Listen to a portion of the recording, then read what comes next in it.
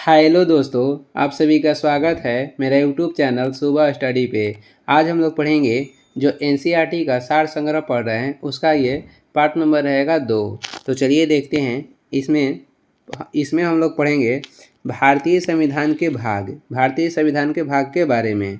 भाग 1 में किसका उल्लेख किया गया है? तो भाग 1 में संघ और उसके राज्य क्षेत्र के बारे में उल्लेख किया गया है और इससे संबंधित अनुच्छेद हो जाएगा 1 से 4, यानी भाग 1 इससे संबंधित अनुच्छेद जो है 1 से 4 हो जाएगा।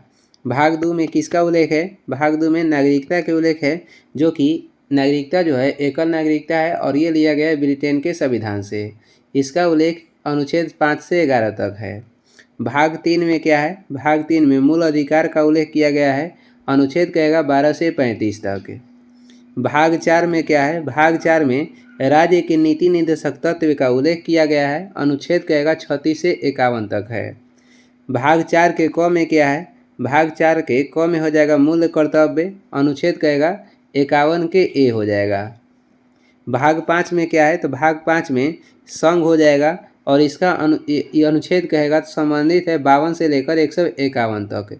और ये कहेगा सबसे बड़ा संघ कहेगा कि भाग कौन सा हो जाएगा? तो ये हो जाएगा भाग 5। ये सबसे बड़ा भाग है। आगे देखेंगे, अगला क्वेश्चन हो जाएगा भाग 6 का संबंध किससे है? तो भाग 6 में राज्य का उल्लेख किया गया है, अनुच्छेद कहेगा तो 152 से लेकर 237 तक है। पेन से देख लेते हैं, रिवाइज कर लेते हैं।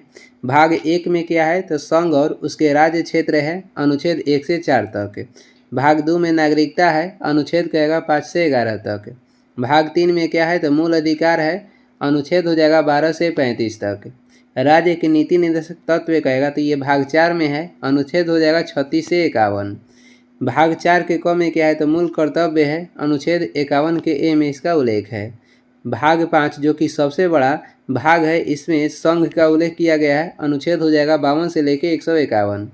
भाग 6 में किसका उल्लेख है? तो राज्य का उल्लेख है, अनुच्छेद 152 से हो जाएगा 237। अब आगे बढ़ते हैं, आगे हो जाएगा, आगे हम लोग देखेंगे भाग 7 के बारे में। भाग 7 में क्या है? तो पहली अनुसूची के भाग ख के राज्य संविधान 7वें संविधान संशोधन अधिनियम 1956 के द्वारा निर्देशित इसका उल्लेख किया गया भाग 7 में और इसका अनुच्छेद कहेगा तो 238 हो जाएगा। भाग 8 क्या है? तो भाग 8 में केंद्र शासित प्रदेश का उल्लेख है और इसका अनुच्छेद कहेगा 239 से लेकर 242 हो जाएगा। भाग 9 में किसका उल्लेख है? तो पंचायती राज्य का उल्लेख है, अनुच्छेद 243 से क से लेकर अण तक है। भाग 9 के क में किसका उल्लेख है? तो नगर पालिका का उल्लेख है, अनुच्छेद 243 के त से लेकर अनुच्छेद 243 य छ तक है। भाग 9 के ख में किसका उल्लेख है? सहकारी समितियां का उल्लेख है, अनुच्छेद 243 य ज से लेकर 243 य न तक है। भाग 10 में किसका उल्लेख है? अनुसूचित और जनजाति क्षेत्र का उल्लेख है, अनुच्छेद 244 से लेकर अनुच्छेद 244 के क तक। भाग 11 में किसका उल्लेख है? संघ और राज्यों के मध्य संबंध का उल्लेख करेगा तो भाग 11 में है, अनुच्छेद हो जाएगा 245 से लेकर 263 है। भाग 12 में किसका उल्लेख है? वित्त, संपत्ति, समुदाय और वाद का उल्लेख किया गया, अनुच्छेद इससे संबंधित है 264 से लेकर 300 के ए तक। भाग 13 में किसका उल्लेख है? भारत के राज्य क्षेत्र के भीतर व्यापार एवं वाणिज्य एवं समागम का उल्लेख जो है भाग 13 में है, अनुच्छेद हो जाएगा 301 से 307 है। आगे बढ़ते हैं, अगला क्वेश्चन हो जाएगा, आगे देखेंगे भाग 14 में किसका उल्लेख है? संघ और राज्यों के अधीन सेवाओं का उल्लेख भाग 14 में है, अनुच्छेद हो जाएगा 308 से 323 है। भाग 14 के ए में किसका उल्लेख है? अधिकरण का, अनुच्छेद 323 के क से लेकर अनुच्छेद 323 के ख। भाग 15 जो है इसका संबंध हो जाएगा निर्वाचन, यानी निर्वाचन का उल्लेख भाग 15 में है, अनुच्छेद 324 से 329 के क तक। भाग 16 में किसका उल्लेख है? कुछ वर्गों के संबंध में विशेष उपबंध, जैसे कि अनुसूचित जाति व अनुसूचित जनजाति या पिछड़े वर्ग एवं आंग्ल भारतीयों के संबंध में विशेष उपबंध, इसका उल्लेख भाग 16 में है, अनुच्छेद कहेगा 330 से 342 है। राजभाषा का उल्लेख किस भाग में है? तो भाग हो जाएगा भाग 17 में राजभाषा का उल्लेख है, अनुच्छेद 343 से 351। भाग 18 में आपात उपबंध का उल्लेख किया गया है, अनुच्छेद 352 से 360 हो जाएगा। भाग 19 में किसका उल्लेख है? परिकीर्णन का उल्लेख किया गया भाग 19 में, अनुच्छेद 361 से 367 इससे संबंधित है। भाग 20 में संविधान संशोधन का उल्लेख किया गया है, अनुच्छेद हो जाएगा 368 है। आगे बढ़ते हैं, आगे हो जाएगा भाग 21 में किसका उल्लेख है? अस्थायी संक्रमणकालीन और विशेष उपबंध का उल्लेख भाग 21 में है, अनुच्छेद 369 से 392। भाग 22 में किसका उल्लेख है? संक्षिप्त नाम प्रारंभ, हिंदी में प्राधिकृत पाठ और निरसन, इसका उल्लेख भाग 22 में है, अनुच्छेद हो जाएगा 393 से 395। और कुछ यहाँ विशेष दिया गया है। भारतीय संविधान के भाग 11 का अध्याय 1 संघ और राज्यों के मध्य विधायी संबंधों को दर्शाता है। आगे बढ़ेंगे, यहाँ तक हम लोग भाग पढ़े हैं। आगे हम लोग पढ़ेंगे भारतीय संविधान की अनुसूचियाँ। अनुसूची के बारे में देख लेते हैं। भारत के मूल संविधान में कुल कितनी अनुसूची थी? तो मूल जब संविधान था उस समय 8 अनुसूची थी, वर्तमान में अनुसूची की संख्या 12 है। भारतीय संघ में नए राज्य के गठन का प्रावधान किस अनुसूची में किया गया है? तो भारतीय संघ में नए राज्य के गठन के जो प्रावधान है ये प्रथम अनुसूची में किया गया है।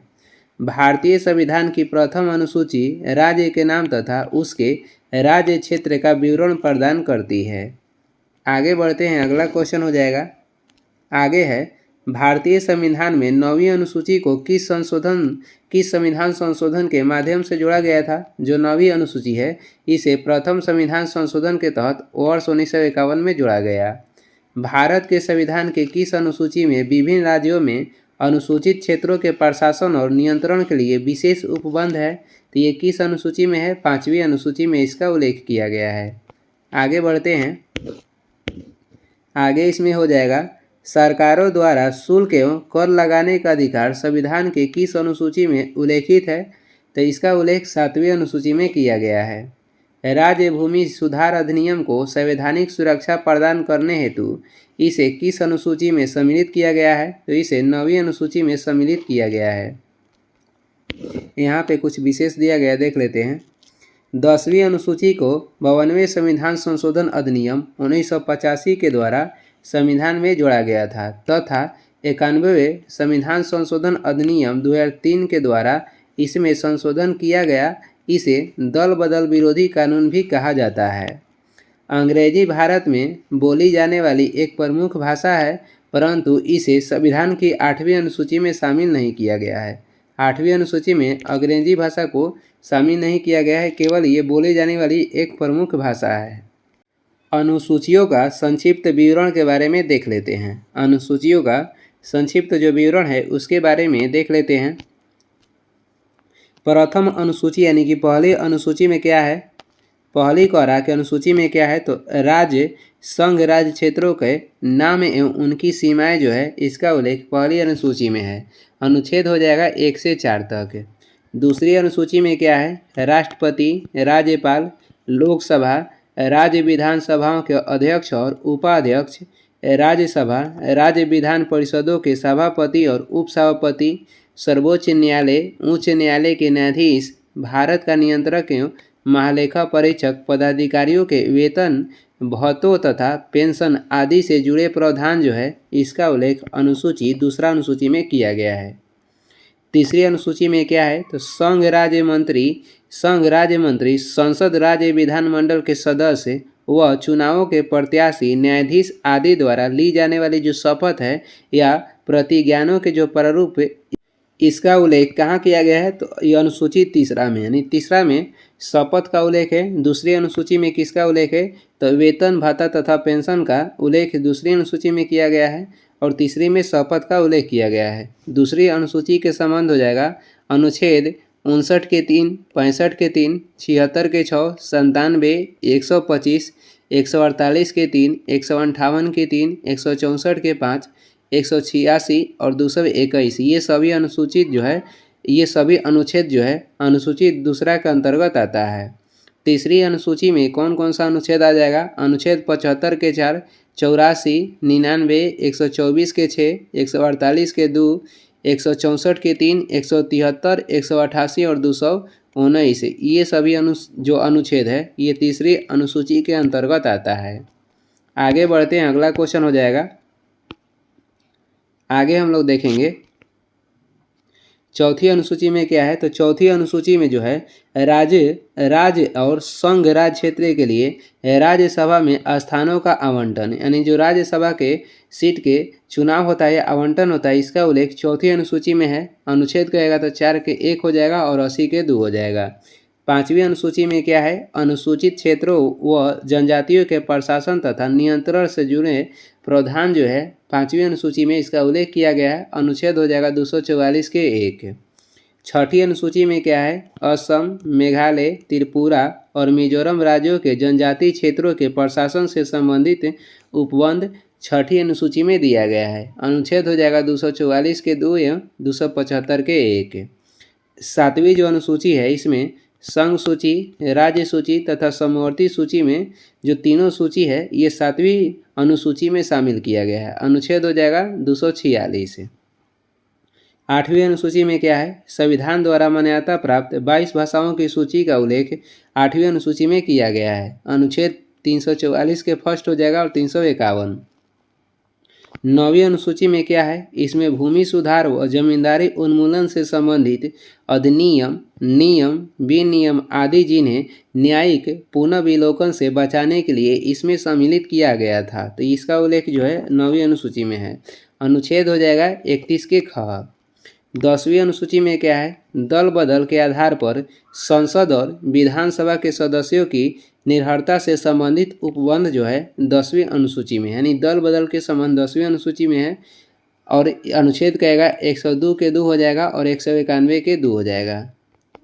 आगे बढ़ते हैं, 11वीं अनुसूची में क्या है? इसमें पंचायतों की शक्ति व उत्तरदायित्व निर्धारित किया गया है, यानी पंचायत का उल्लेख 11वीं अनुसूची में है। अनुच्छेद हो जाएगा 243 के 6। 12वीं अनुसूची में नगर पालिकाओं की शक्ति और उत्तरदायित्व निर्धारित किया गया है, यानी नगर पालिका से संबंधित है 12वीं अनुसूची। अनुच्छेद हो जाएगा 243 के ब। 8वीं अनुसूची में सिंधी भाषा को 21वें संविधान संशोधन अधिनियम के तहत 1967 में जोड़ा गया था।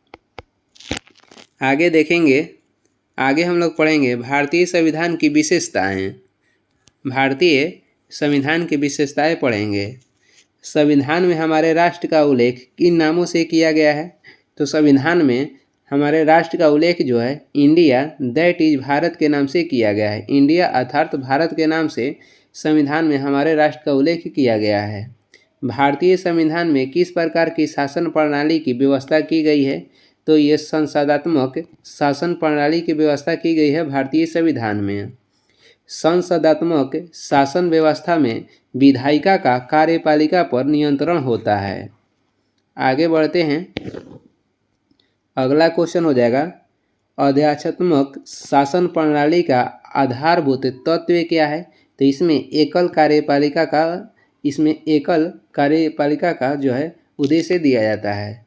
भारत की संसदीय शासन प्रणाली एवं ब्रिटेन की संसदीय शासन प्रणाली के मध्य अंतर का मुख्य बिंदु कौन सा है? तो ये हो जाएगा न्यायिक समीक्षा। भारत का संविधान परिसंघीय है, यह किससे निर्धारित होता है? केंद्र और राज्यों के मध्य शक्तियों के वितरण से इसका निर्धारण किया जाता है।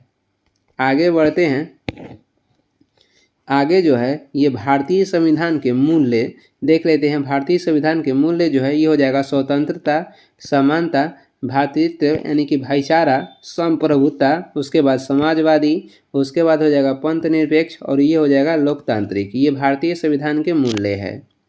आगे बढ़ेंगे, अगला क्वेश्चन हो जाएगा नीति निर्देशक तत्वों तथा मूल अधिकारों को संविधान की आत्मा किसने कहा है? तो ये कौन कहे थे? Granville Austin. नीति निर्देशक तत्व तथा मूल अधिकारों को संविधान की आत्मा किसके द्वारा कहा गया है? ग्रेनविल ऑस्टिन के द्वारा।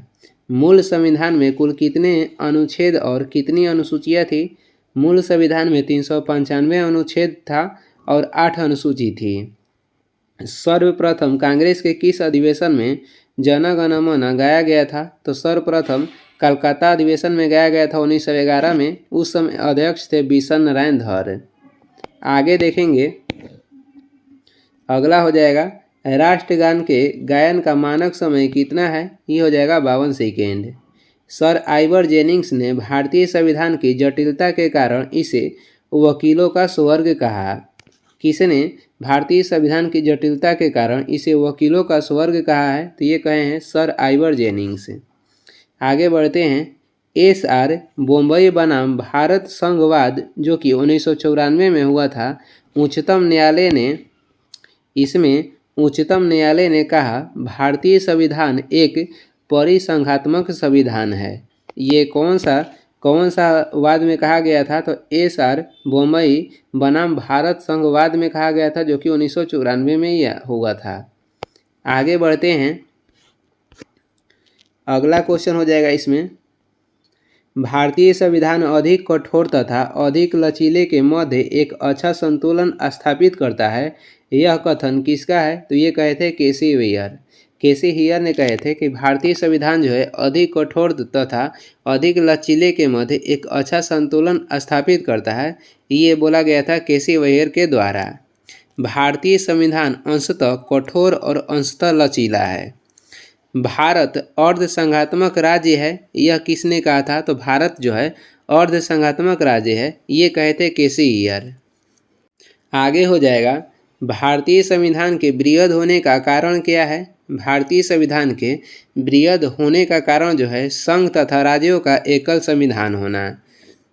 अपनी राष्ट्रवादी प्रतिक्रिया में भारतीय संविधान के निर्माताओं ने अल्पसंख्यकों के हितों तथा भावनाओं के महत्व को कम करके आंका है। यह कथन किसका है? तो ये कथन जो है आइवर जेनिंग्स का है।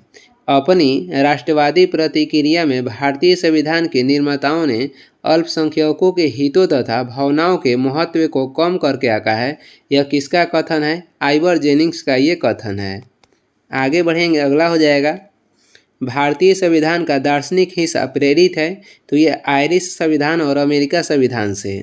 कोई भी संविधान कितना भी अच्छा क्यों ना हो, यदि उसे क्रियान्वित करने वाले बुरे व्यक्ति हैं तो संविधान भी बुरा हो जाएगा। यह कथन किसका है? तो ये डॉक्टर भीमराव अंबेडकर का कथन है। संविधान को संघात्मक के तंग ढांचे में नहीं ढाला गया है। यह कथन किसका है? तो ये डॉक्टर भीमराव अंबेडकर का कथन है। आगे बढ़ेंगे, अगला क्वेश्चन हो जाएगा, आगे है, भारत की स्वतंत्रता के बाद भारतीय राष्ट्रीय कांग्रेस को एक राजनीतिक दल के रूप में भंग कर दिया जाना चाहिए। यह सुझाव किसने दिया था? तो यह सुझाव दिया गया था महात्मा गांधी के द्वारा।